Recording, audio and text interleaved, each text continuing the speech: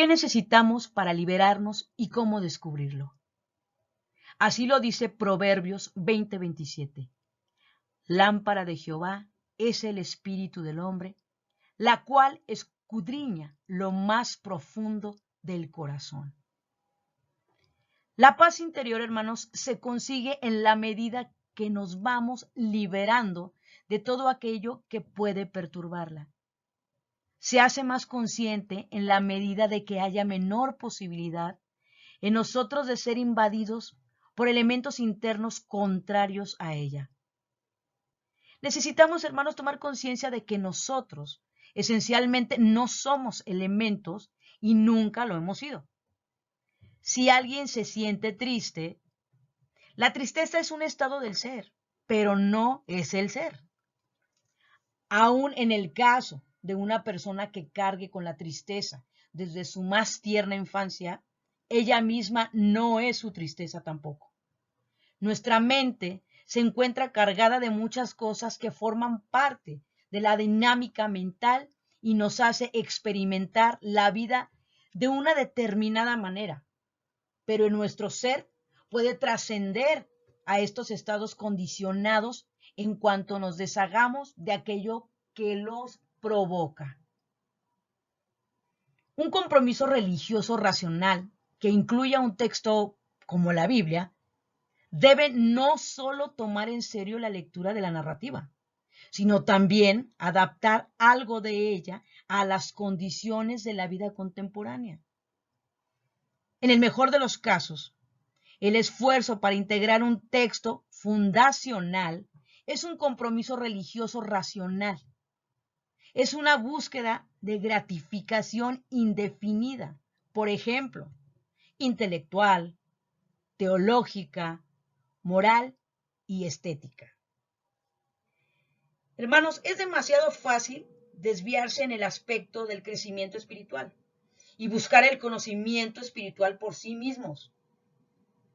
Sin embargo, por ejemplo, les voy a citar otro ejemplo, esto sería como si un marido tuviera consigo una caja llena de cartas de su esposa y se contentara con leerlas en lugar de utilizar lo que ellas revelan para profundizar en su relación con su mujer.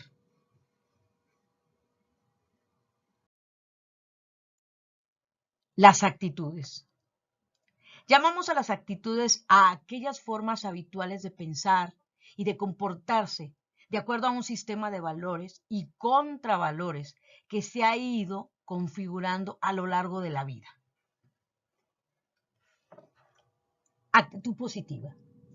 Uno de los tipos de actitud más favorecedores a través de la cual se visualiza la situación o exposición a un estímulo, de manera que se favorece la interpretación positiva y optimista, independientemente de que se afronten dificultades, acercando al sujeto a la estimulación o acción y a la búsqueda de la consecución de los objetivos de manera sana, confiada y luego, generalmente, disciplinada. Suele ser contagiosa. Por ejemplo, en alguno de estos personajes bíblicos podemos presentar una combinación de actitudes positivas, de siervo o determinadas con fe, reclamante o ofensiva. Pero todos lograron que Dios, hermanos, todos lograron que Dios los bendijera. Por ejemplo, en el libro de Jueces, en el capítulo 7, encontramos un buen ejemplo de fe defensiva, con una actitud positiva, y es nada menos que el de Gedeón. Fíjense, Gedeón con 300 hombres y cómo vence a los medianitas y a sus aliados. Actitud negativa, que este es otro tipo de actitud que genera una visión negativa, pesimista de la realidad. Generalmente maximizando la experiencia aversiva y dando poco valor o directamente no viendo los aspectos positivos de la situación. Suele generar una evitación de la actuación o una conducta quejumbrosa más allá de lo racional haciendo difícil la consecución de las metas. Al igual que la positiva, también suele ser contagiosa. Por ejemplo, en el libro de Jeremías nos dice más o menos así: mi pueblo es tonto, no me conoce. Son como niños insensatos que no entienden nada. Son muy inteligentes para hacer lo malo y ser desobedientes, pero no tienen ni idea de cómo hacer lo correcto. Hermanos, alcanzar crecimiento espiritual es el proceso mediante el cual Dios nos capacita para vivir en concordancia con la perspectiva del Espíritu y no con la perspectiva de la carne. La madurez en Cristo incluye ver las cosas y reaccionar ante ellas desde una perspectiva espiritual, no mediante los ojos del hombre natural. Dios quiere que llevemos a ese estado de madurez, que vivamos como fuimos destinados para vivir. Convertirse en un creyente maduro requiere tiempo, requiere esfuerzo. No llegamos a ser maduros de la noche a la mañana. Un bebé no da un salto y pasa a la madurez. La Biblia dice que madurar es un proceso. Hermanos, este proceso de maduración continuará por el resto de tu vida natural, pero puedes aprender a responder de manera consecuente a las cosas desde una perspectiva espiritual. ¿Cómo descubrirlo? En la relación del apartado anterior se encuentran los elementos más comunes que han mostrado ser responsables de las alteraciones emocionales, psicológicas y psicosomáticas. Enfocar un hecho, por ejemplo, siempre que tengamos idea de habernos sentido mal en una situación determinada, no debemos cerrar el tema diciéndonos que tal o cual persona dijo o hizo algo que nos molestó, para pasar seguidamente a justificar nuestro enfado o disgusto. Revivir mentalmente una experiencia, por ejemplo, cuando hemos sufrido una experiencia que ha sido traumática en nuestra vida o por su naturaleza nos condiciona de alguna manera negativa o positiva. Si es negativa, debemos sanarla emocionalmente, no solo superarla, e integrarla en nuestro inconsciente con un nuevo significado. Pensar en una situación futura, como cuando una situación o actividad futura nos genera inquietud, por ejemplo, cómo hablar en público. Estamos ante otra oportunidad de la vida para crecer interiormente, hermanos. Aquí cito un libro de la Biblia que es Mateo 15, 21, 27. Y he aquí una mujer cananea que había salido de aquella región, clamaba diciéndole al Señor: Hijo de David, ten misericordia de mi hija, es gravemente atormentada por un demonio. Pero Jesús no le respondió palabra. Entonces, acercándose a sus discípulos, le rogaron diciendo: Despídela, pues da voces tras nosotros. Él respondió: No soy enviado sino a las ovejas perdidas de la casa de Israel. Entonces ella vino y se postró ante él diciendo: Señor, socórreme. Respondiendo él dijo: ¿No está bien tomar el pan de los hijos y echarlos a los perrillos? Y ella dijo: Sí, Señor, pero aún los perrillos comen de las migajas que caen de la mesa de sus amos. Al acercarse Jesús a esta mujer, estaba cometiendo un acto impropio. La gente de su época en el mundo antiguo, como en algunas culturas, se le prohibía a la mujer hablar en público. Solo las prostitutas abordaban a los hombres en la calle en aquel tiempo. La condición de esta mujer era aún más grave, ya que era extranjera, porque el texto la identifica como cananea. En el tiempo de Jesús, la palabra perro era un término común para expresar desprecio o injuria a otras personas. En particular, los judíos llamaban perros a los samaritanos y a los extranjeros. Sorpresivamente, La mujer desafía a Jesús con una frase maravillosa. Sí, Señor, pero aún los perrillos comen de las migajas que caen de la mesa de sus amos.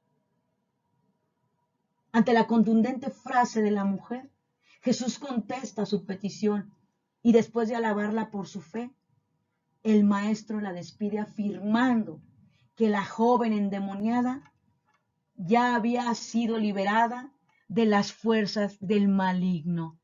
Fíjense qué hermoso, qué gran fe de esa mujer.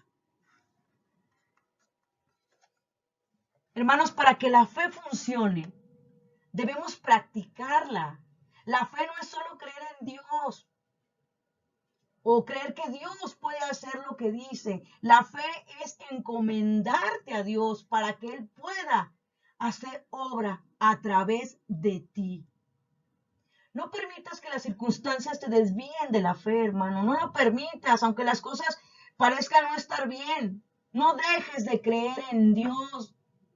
No permitas que la duda te desvíe cuando la duda te atormenta. Díselo a Jesús cuando la duda te atormente.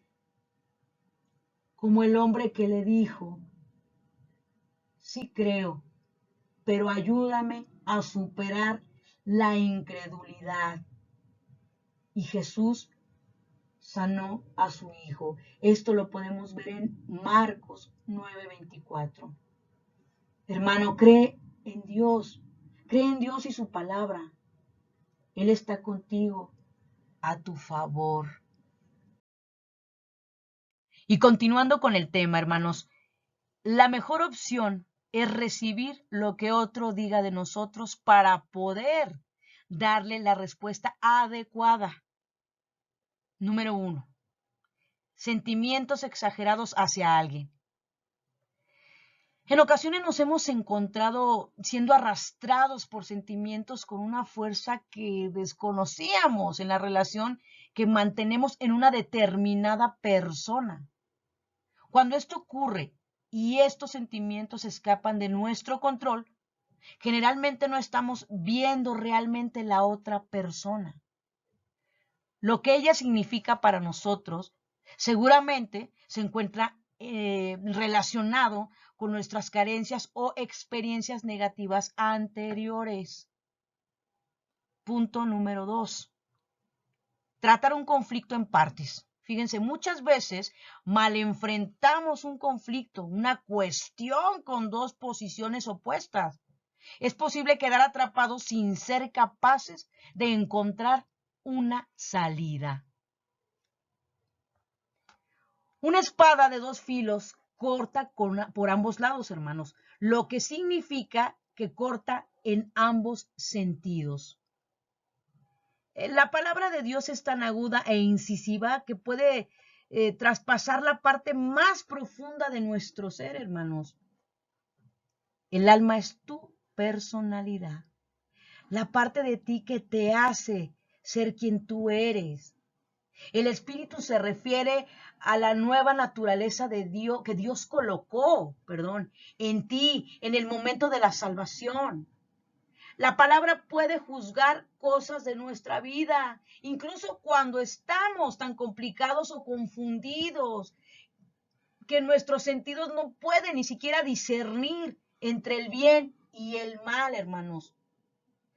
Bueno, en otras palabras, el Espíritu Santo puede usar las escrituras para ayudar a juzgar las cosas que no puedes. En el caso que vivamos un hecho triste o traumático, Él es lo que es y no puede cambiarse, pero sí podemos cambiar lo que nuestra mente asocia a este hecho. De ahí la importancia de identificar todo aquello que anida en nuestra mente de forma gratuita y nos resta el auténtico potencial para disfrutar nuestra vida y para estar por encima de las circunstancias, disfrutando de una paz duradera. Y si la crisis fuese tan fuerte que lo único que te queda es lo único que comerás en el día de hoy, ¿qué pasaría? ¿Qué pasaría si Dios te dijera que compartieras esa última comida con un desconocido? La viuda de Sarepta había sido afectada profundamente en su economía por las condiciones de crisis que asolaban la tierra. No sabemos cuál era su forma de subsistencia, pero sabemos que lo poco que tenía era lo último que le quedaba. El profeta Elías le dijo: no tengas miedo, ve y haz lo que has hecho, pero primero cocina un pequeño pan para mí y tráemelo. Después, prepara pan para ti y para tu hijo, pues el Dios de Israel ha dicho así: la harina de la tinaja no escaseará, ni el aceite de la vasija disminuirá, hasta el día en que Jehová haga llover sobre la faz de la tierra. Fíjense qué hermoso, qué maravilloso. Esta mujer tenía una actitud emocional emotiva. Es aquella que tiende a basarse en lo emocional y valorar los afectos propios y ajenos. Suelen ser más generosos, románticos y afectivos, tanto en sus interacciones como a la hora de valorar las situaciones, a veces de manera incluso contraria a la racionalidad. Hermanos, muchos creyentes en Jesucristo no logran cumplir las promesas de Dios en su vida porque retroceden en los tiempos de dificultades o carencias. En lugar de acercarse con fe, en tiempos como estos, nos necesitamos mucho más.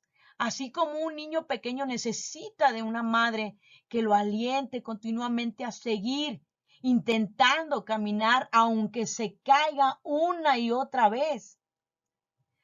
Nosotros también necesitamos el aliento en el cuerpo de Cristo. Necesitamos el recordatorio de que un día cumpliremos las promesas si no nos quedamos por vencidos, si no nos damos más bien por vencidos. La palabra alentar significa acercarse a alguien para ayudarlo, fortalecerlo o sustentarlo, ayudarlo, apoyarlo. Cuando alguien necesita ayuda, fortaleza o sostén, cuando está deprimido, cuando está desanimado o cuando no le va bien en la vida. Ese es el momento crítico cuando necesitamos estar a su lado. Y cuando nosotros estamos desanimados, cuando no nos va bien en nuestra propia vida, necesitamos que los demás estén a nuestro lado para ayudarnos. ¿Qué necesitamos liberar? Las emociones reprimidas, todas aquellas emociones que no contribuyen a la paz interior. El amor y la alegría pueden tener en mayor o menor grado una función negativa para la persona. Por ejemplo, la ira, el odio, la ansiedad, el enojo, la desconfianza, la tristeza, la autocompasión, etc. Las resistencias a la oposición real o subjetiva que ejercemos a cualquier cosa que nos incomoda. La llamamos resistencia. Tal como se ha mencionado anteriormente, se trata de un programa de nuestra mente que hemos creado para protegernos de todo aquello que podemos considerar amenazante. Las interpretaciones son las comprensiones que hacemos de aquello que es externo a nosotros, tales como hechos, circunstancias, imágenes o mensajes. La verdad está compuesta por información y hechos, pero también incluye la intención original de Dios, la cual la convierte en la norma objetiva absoluta mediante la cual se mide la realidad. Por ejemplo, los juicios permanecen a la facultad del conocimiento que nos permite discernir y valorar a las personas. Los prejuicios son juicios o conceptos formados sobre alguna persona de forma anticipada.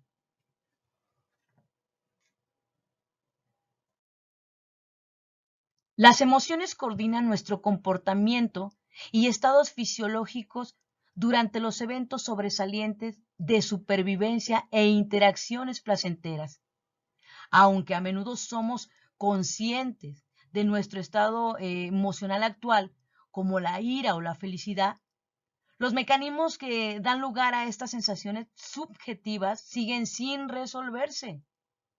Aquí utilizamos una herramienta de autoinforme topográfico para revelar que los diferentes estados emocionales están asociados con sensaciones corporales topográficamente distintas y culturalmente universales.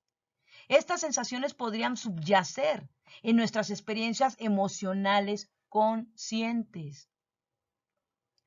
Por ejemplo, la actitud de David durante la usurpación de Absalón nos enseña la capacidad para resolver, para volver más bien a comenzar después de haberlo perdido todo.